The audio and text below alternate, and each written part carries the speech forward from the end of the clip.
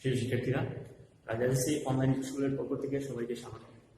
আমি আজকে আবার তোমাদের সামনে হাজির হয়েছি দশম শ্রেণীর জীববিজ্ঞান বিষয়ের চতুর্দশ অধ্যায় জীব বৈচিত্র্য নিয়ে। জীব বৈচিত্র্যে আমি গত ক্লাসে আলোচনা করেছিলাম অর্ধেক। আমি বলছিলাম সেকেন্ড পার্টে আমি চ্যাপ্টারটা শেষ করে দেবো। গত ক্লাসে আমি আলোচনা করেছিলাম টিস্যু কালচার, আর এই ক্লাসে আমি আলোচনা করবো জেনেটিক ইঞ্জিনিয়ারিং বা জিন প্রকৌশল। এই ক্লাসে তোমরা কি কি জানতে পারবে, সে তথ্যটা কি অর্জন করতে পারবে সেটা আমি লিখে রেখেছি। তোমরা দেখো জিন প্রকৌশল ব্যাখ্যা করতে পারবে, জিন প্রকৌশল বা জেনেটিক ইঞ্জিনিয়ারিং ব্যাখ্যা করতে পারবে, এর ধাপগুলো জেনেটিক ইঞ্জিনিয়ারিং বা জিন প্রকৌশলের ধাপগুলো ব্যাখ্যা করতে পারবে, এর ব্যবহার ব্যাখ্যা করতে পারবে, এই জেনেটিক ইঞ্জিনিয়ারিং এর ব্যবহারটা ব্যাখ্যা করতে পারবে। জেনেটিক ইঞ্জিনিয়ারিং কি আসলে খেয়াল দেখো তো, আমাদের মানব জীবনে এখন প্রতিটা ক্ষেত্রে প্রযুক্তি ব্যবহার হচ্ছে। প্রতিদিন আমি বলেছিলাম ঠিক লিভিং অর্গানিজম বা জীবের মধ্যে এরকম প্রযুক্তি ব্যবহার করা শুরু হয়ে গেছে। আমরা জীবের মধ্যেও প্রযুক্তি ব্যবহার করা শুরু করেছি আমাদের মানব জীবনের কল্যাণের জন্য। দেখো তো, ধরো একটি গাছ আছে, খুব বেশি ফল দেয় কিন্তু রোগ প্রতিরোধ ক্ষমতা কম। আরেকটা গাছ এই এই এই এই প্রজাতির এই গাছের অন্য একটি প্রজাতি আছে যেটার মধ্যে ফল খুব ভালো দেয় না, কিন্তু এর রোগ প্রতিরোধ বেশি। যদি এই যে রোগ প্রতিরোধ ক্ষমতা যে জিনের জন্য দায়ী, রোগ প্রতিরোধ ক্ষমতাটা যে জিন দায়ী রোগ প্রতিরোধ ক্ষমতার জন্য, সেই জিনটাকে যদি এনে ওই উদ্ভিদে দেওয়া হয়, বুকে দেওয়া হয়, তখন কি হবে? এটার ফলনও বেশি হবে, এই জিনটার জন্য তার রোগ প্রতিরোধ ক্ষমতা বেশি হবে, পোকামাকড় আক্রমণ করতে পারবে না, ঠিক আছে? তাহলে সেই উদ্ভিদটা উৎপন্ন হয়ে যাবে, উন্নত হয়ে যাবে না? হ্যাঁ, ঠিক এটাই এই যে প্রকৌশল, এই প্রকৌশলটা আসলে জিন প্রকৌশল। এভাবেই আমাদের জীবের মধ্যে ব্যাকটেরিয়া থেকে প্রাণীতে, প্রাণী থেকে উদ্ভিদে, উদ্ভিদ থেকে প্রাণীতে, এভাবে জিন স্থানান্তর করার মাধ্যমে মানব কল্যাণে এই জিন প্রকৌশলটা বর্তমানে অনেক কার্যকর। এটাই আসলে জিন প্রকৌশল। আবার অনেক সময় দেখো তোমরা গরুর দুধ, বিশেষ ধরনের গরু, হাইব্রিড গরু যেগুলো আছে, এগুলো অনেক বেশি দুধ দেয়। কিভাবে? এই গরুর মধ্যে এক ধরনের ডিম প্রবেশ করে দেওয়া হয়, যে ডিমটার কারণে গরুর দুধ উৎপন্ন করা ক্ষমতাটা বেড়ে যায়। ঠিক এইভাবে ভেড়ার পশম বাড়ানোর জন্য এই জিন প্রকৌশলের মাধ্যমে এক ধরনের ডিম প্রবেশ করে দেওয়া হয়। ফলে এই মডিফাইড এই যে ট্রান্সজেনিক উদ্ভিদ, ট্রান্সজেনিক ভেড়াটার ক্ষেত্রে কি উৎপন্ন হয়? বেশি বেশি পশম উৎপন্ন হয়। হ্যাঁ, ঠিক আমাদের মানব কল্যাণের জন্য এই যে কাজগুলো করা হয় জিন প্রকৌশলের মাধ্যমে, এটাই আসলে আজকের আলোচনার বিষয় আমাদের। তাহলে জিন প্রকৌশলটা কি আসলে? একটি জীব কাঙ্ক্ষিত বৈশিষ্ট্য সম্পন্ন একটি ডিএনএ খণ্ড পৃথক করে অপর একটি জীবের ডিএনএ স্থানান্তর করার প্রক্রিয়াকে বলা হয় জিন প্রকৌশল। মানে যে জিনটা আমাদের দরকার, সেই জিনটা একটা জীব থেকে ডিএনএ থেকে পৃথক করে তারপর অন্য একটা জীবে প্রবেশ করিয়ে দেয়াই হলো জিন প্রকৌশল। তখন ওই বৈশিষ্ট্যটা ওই জীবে চলে গেল। এখন এই যে প্রকৌশলটা, আমরা এই প্রকৌশলের মধ্যে যে কৌশলটা ব্যবহার করলাম, যে এই কৌশলটাই হচ্ছে আসলে রিকম্বিনেন্ট ডিএনএটাকে পরিবর্তন করে যে কৌশলটা ব্যবহার করলাম, সেটা হলো রিকম্বিনেন্ট ডিএনএ কৌশল। আর এই যে ডিএনএ খণ্ডটা কর্তন করে অপর একটা ডিএনএ স্থানান্তর করার ফলে যে নতুন একটা ডিএনএ তৈরি করলাম, এই ডিএনএটাকে বলে রিকম্বিনেন্ট ডিএনএ। তাহলে আমরা আশা করি তুমি জানতে পারছো জিন প্রকৌশলটা কি, রিকম্বিনেন্ট ডিএনএ কৌশলটা কি, আর রিকম্বিনেন্ট ডিএনএটা কোনটা। এখন এই যে যোগ করার ফলে যে উদ্ভিদ উৎপন্ন হলো, সেটা হলো ট্রান্সজেনিক উদ্ভিদ, বা যে জীবটা উৎপন্ন করা হলো উদ্ভিদ প্রাণী, সেটাকে বলে ট্রান্সজেনিক জীব। আরেকটা আছে জিএমও, জেনেটিক্যালি মডিফাইড অর্গানিজম। এটা আসলে ওই যে জেনেটিক ইঞ্জিনিয়ারিং এর ফসল। এটা এই জিএমও আর ট্রান্সজেনিক জীবের মধ্যে পার্থক্য হলো, জিএমওটা হয় জিনের মিউটেশন বা কোনো কারণে জিন পরিবর্তন ঘটালে যদি নতুন একটা বৈশিষ্ট্য উৎপন্ন হয়, তখন এই জীবকে বলে জিএমও।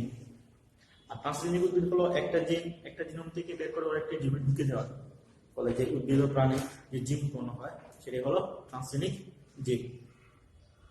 আশা করি তোমরা জিন প্রকৌশল, রিকম্বিনেন্ট ডিএনএ কৌশল, রিকম্বিনেন্ট ডিএনএ, জিএমও এবং ট্রান্সজেনিক উদ্ভিদ সম্পর্কে ধারণা পেয়েছো। যদি বুঝতে না পারো আবার দেখো ভিডিওটা এবং লিখে বই দেখে একটু আয়ত্ত করার ট্রাই করো।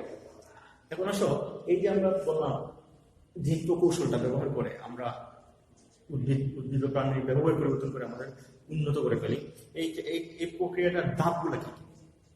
এই প্রক্রিয়ার ধাপটা খুবই সিম্পল, সামান্য একটু খেয়াল করে তোমরা বুঝতে পারবা। যেমন আমাদের যে জিনটা কাঙ্ক্ষিত, ধরো একটা খুব বেশি ফল দেয়, আর একটা হলো আগাছা মুক্ত উদ্ভিদ। এখন যে কারণে মানে আগাছা থেকে কি পায়, রক্ষা পেতে পারে এই উদ্ভিদটা, যে জিনটার কারণে এই উদ্ভিদটা আগাছা থেকে রক্ষা পেতে পারে, সেই জিনটা যদি আমরা স্থানান্তর করে ওই যে জিনটার মধ্যে ফলন বেশি দেয় সেই জিনের মধ্যে আমরা ট্রান্সফার করতে পারি, তাহলে কি হয়, এই উদ্ভিদটা উন্নত হয়ে যাবে না, ফলনও বেশি দিবে, আগাছাও ক্ষতি করতে পারবে না, বেশি দিন বাঁচবে। তাহলে এটা কিভাবে করা সম্ভব? বা অথবা আমাদের শরীরে ইনসুলিন যদি বন্ধ হয়ে যায়, তখন আমরা বহুমূত্র রোগ তৈরি হয়। এই ইনসুলিনটা আমরা বাইরে থেকে পুশ করি শরীরের ভিতরে। এই ইনসুলিনটা কিভাবে তৈরি হয়? আগে এক সময় ইনসুলিনটা অন্য একটা প্রাণী থেকে নিয়ে আমাদের শরীরে দিয়ে দেওয়া হতো, মানে শরীরে দিয়ে দেওয়া হতো, তখন কিন্তু পার্শ্ব প্রতিক্রিয়া ছিল অনেক। এখন অন্য প্রাণী থেকে নেওয়া হয় না, এখন তৈরি করা হয়। যে জিনটা ইনসুলিন তৈরি করে সেই জিনটা স্থানান্তর করে জিন প্রকৌশলের মাধ্যমে অন্য একটি জীবে স্থানান্তর করে তারপর ইনসুলিনটা তৈরি করা হয়, করে আমাদের শরীরে বা যার বহুমূত্র রোগ হয় তার শরীরে দেওয়া হয়। তার মানে কতটুকু জরুরি জিন প্রকৌশল, বুঝতে পারছো নিশ্চয়ই। তাহলে ধাপগুলো কি? এই ধাপগুলো খুবই সহজ। এর ধাপের জন্য আমরা যে জিনটা দরকার সেই জিনটা আগে উদ্ভিদ থেকে ওই পৃথক করতে হবে ডিএনএ থেকে, সেই জীবের ডিএনএ থেকে জিনটা পৃথক করতে হবে, ডিএনএ খণ্ডটা পৃথক করতে হবে। যে জিনটা এই ডিএনএর মধ্যে আছে সেই কাঙ্ক্ষিত বৈশিষ্ট্য সম্পন্ন ডিএনএ খণ্ডটা পৃথক করে বাইরে আনতে হবে। আবার এই পৃথক করার ফলে এইটা যে একটা বহনকারী জীব দরকার, এই বহনকারী জীব সাধারণত ব্যাকটেরিয়া, ইকোলি ব্যাকটেরিয়াটা ব্যবহার করা হয়, এই জিনটা বহন করতে পারে। কারণ কি, এই ইকোলি ব্যাকটেরিয়ার মধ্যে খুবই প্রজনন সময় একটা প্লাজমিড ডিএনএ আছে। এর যে ভিতরে যে আদিকোষ আছে এটাকে বলে ইকোলি ব্যাকটেরিয়া। এই যে আদিকোষ আছে, আদিনিউক্লিয়াসের মধ্যে ছাড়াও বাইরে আরেকটা ডিএনএ, গোলাকার ডিএনএ, এটাকে বলে প্লাজমিড। তৈরি হতে সক্ষম খুব পাবে, এটা অনেক কাজে লাগে, অনেক কাজে আছে। এই গোলাকার ডিএনএ কে বলা হয় প্লাজমিড। এই ব্যাকটেরিয়াকে বাহক হিসেবে নির্বাচন করা হয়। তাহলে কাঙ্ক্ষিত যে ডিএনএ দরকার সেই কাঙ্ক্ষিত ডিএনএ খণ্ডটা কেটে কর্তন করে বের করে। এবং কর্তনটা কিভাবে কাটবো? কাঁচি দিয়ে কাটবো না, এই কর্তনটা করা হয় একটা জৈবিক কাঁচি দিয়ে। জৈবিক কাঁচি বলতে একটা এনজাইম দিয়ে। এই এনজাইমকে বলা হয় রেস্ট্রিকশন এনজাইম, যা ডিএনএ কে কেটে ফেলে। রেস্ট্রিকশন এনজাইম,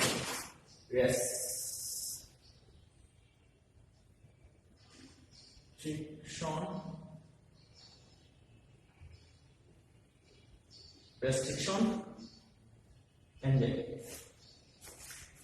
এনজাইম বলা হয়। এটাকে জৈব কাজে বলা হয় ডিএনএ অংশটা কেটে ফেলে, এই রেস্ট্রিকশন এনজাইম। আবার একইভাবে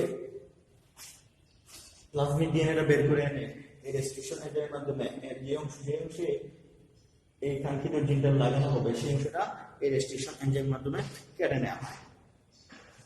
দ্বিতীয় ধাপটি আরেকটা এনজাইম ব্যবহার করা হয়, সেই মাধ্যমে এই যে কাঙ্ক্ষিত খণ্ডটা, কাঙ্ক্ষিত বৈশিষ্ট্য সম্পন্ন ডিএনএ খণ্ডটা প্লাজমিড খণ্ডে জোড়া লাগানো দরকার। এই জোড়া লাগানোর কাজটা করে আরেক ধরনের এনজাইম। এই এনজাইমকে বলে লাইগেজ এনজাইম।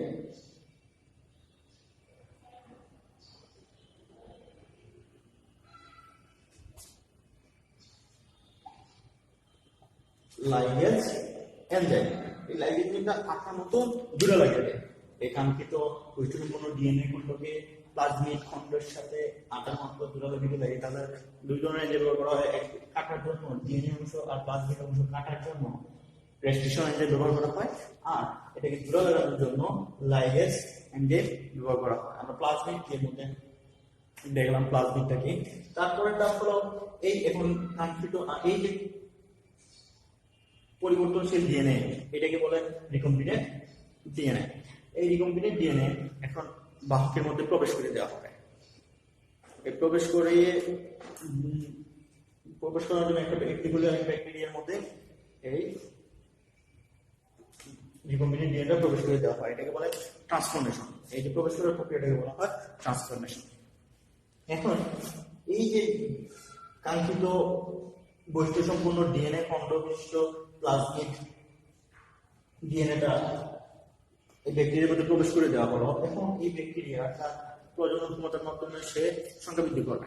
সংখ্যা বৃদ্ধি করার ফলে দেখা যাবে, সংখ্যা বৃদ্ধি করার ফলে সাথে সাথে দেখবা এই যে কাঙ্ক্ষিত বৈশিষ্ট্য জিন সম্পন্ন প্লাজমিডও সংখ্যা বৃদ্ধি করার ফলে জিনের এই যে কাঙ্ক্ষিত বৈশিষ্ট্য সম্পন্ন জিনটা সেটাও কিন্তু সংখ্যা বৃদ্ধি করতে থাকে। এই যে জিনটা সংখ্যা বৃদ্ধি করতে থাকে এটাকে বলে জিন ক্লোনিং। তাহলে ধাপটা খুবই সিম্পল। আর এই জিনটাকে বলা হয়, যখন এই মডিফাই করা হলো তখন এই জিনটাকে বলা হয়, এই যে ব্যাকটেরিয়া জিন এটাকে বলা হয় ট্রান্সজেনিক জিন। এই প্রক্রিয়াটা হলো জিন প্রকৌশল, খুবই সোজা।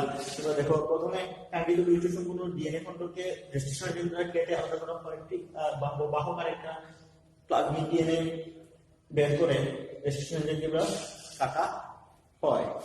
তারপর এই যে খণ্ডিত কাঙ্ক্ষিত জিন এবং প্লাজমিড দুইটাকে লাইগেজে জোড়া লাগিয়ে দেয়। তারপর ট্রান্সফরমেশন প্রক্রিয়ার মাধ্যমে এটাকে এই রিকম্বিনেন্ট ডিএনএ কে ব্যাকটেরিয়ার মধ্যে প্রবেশ করে দেয়। এখন আসো এর ব্যবহার সম্পর্কে। এর বহুল ব্যবহার রয়েছে। আমি একটু আগে কিছু ব্যবহার আলোচনা করেছি। শস্য উৎপাদনে এই জিন প্রকৌশল ব্যবহার করা হয়। লেপিডোপ্টেরা এবং কোলিওপ্টেরা এই দুইটা বর্গের কীটপতঙ্গ যেগুলো আছে সেগুলা কিন্তু দানের অনেক ক্ষতি সাধন করে। এই বর্গের পোকামাকড় বা কীটপতঙ্গের প্রতিরোধী এক ধরনের জিন কিন্তু রয়েছে, একটা ব্যাকটেরিয়া ব্যাসিলাস তুরিনজিয়েন্সিস। ব্যাসিলাস তুরিনজিয়েন্সিস এই ব্যাকটেরিয়ার ভিতরে একটা জিন আছে, যে জিনটা এই বর্গ দুইটার, যে লেপিডোপ্টেরা এবং কোলিওপ্টেরা বর্গ দুইটার বর্গভুক্ত প্রাণী পোকামাকড়গুলোকে প্রতিরোধ ক্ষমতা রয়েছে। তখন এই কাঙ্ক্ষিত জিনটা যদি ফসলের মধ্যে স্থানান্তর করা হয় তখন দেখা যায় যে ওই মডিফাইড ফসলগুলা বা জেনেটিক ইঞ্জিনিয়ারিং ফলে যে ট্রান্সজেনিক উদ্ভিদগুলো তৈরি হয় সেই উদ্ভিদগুলোর মধ্যে এই দুই বর্গের পোকামাকড় আক্রমণ করতে পারে না। এইগুলাকে বলা হয় বিটি উদ্ভিদ। যেমন ভুট্টার মধ্যে প্রবেশ করার ফলে ভুট্টা উৎপন্ন করা হয় বিটি ভুট্টা, ধানের মধ্যে প্রবেশ করিয়ে দান উৎপন্ন করা হয় সে বিটি দান। বিটি মানে ব্যাসিলাস তুরিনজিয়েন্সিস দান। তাহলে আমরা দেখতে পেলাম যে জেনেটিক ইঞ্জিনিয়ারিং ফলে পোকামাকড়ের আক্রমণ প্রতিরোধী গাছ উৎপন্ন করা সম্ভব। এছাড়া প্রাণীর ক্ষেত্রে আমি বলছিলাম যে পেড়া পশম বানানোর জন্য এক ধরনের জিনিস স্থানান্তর করা হয়। এই জিনগুলোর নাম হলো, দুই ব্যাকটেরিয়া দুইটা জিন আছে, সিস ই আর সিস এম। এই দুইটা জিন এগুলো হলো ব্যাকটেরিয়া জিন। এই দুইটা জিন যদি বেড়ার মধ্যে প্রবেশ করে দেওয়া হয় তাহলে বেড়ার পশম বৃদ্ধি পেতে থাকে। এছাড়া চিকিৎসার ক্ষেত্রে ইনসুলিন তৈরি করা হয়, একটু আগে বলছিলাম। এছাড়া হেপাটাইটিস বি এর প্রতিষেধক তৈরি করা হয় ইঞ্জিনিয়ারিং মাধ্যমে। এছাড়াও আরো অনেক ব্যবহার রয়েছে। পরিবেশ সংরক্ষণ করা হয় কিন্তু জেনেটিক ইঞ্জিনিয়ারিং এর মাধ্যমে। তাহলে আজ আমরা জেনেটিক্স ইঞ্জিনিয়ারিং কি, এর ধাপগুলো এবং এর ব্যবহার সম্পর্কে জানলাম। এগুলো নিয়ে একটু ভালো করে পড়বে। বইয়ের মধ্যে অনেক জিনিস আছে, বাইরে থেকে ট্রাই করবে কিছু আনার জন্য, এবং এই ক্লাসটা একটু মনোযোগ করে দেখবে। এই ক্লাসটা আর কিছু না, শুধু তোমাদের এই বইয়ের জিনিসগুলো সহজ করে দেওয়ার জন্যই আমার এই প্রচেষ্টা। ক্লাসটা দেখে বইটা ফলো করে ভালো করে যদি পড়ো, আসলে এই ক্লাস কোনো প্রবলেম থাকবে না। এই চ্যাপ্টারে চ্যাপ্টারটা খুবই ইম্পর্টেন্ট। আশা করি ভালো করে পড়বে গত ক্লাস এবং এই ক্লাস মনোযোগ সহকারে দেখে আমাদের এই চ্যাপ্টারটা কমপ্লিট করে ফেলবে। সবাই ভালো থাকো, সুস্থ থাকো। আগামী ক্লাসের আমন্ত্রণ নিয়ে শেষ করছি। আল্লাহ হাফিজ।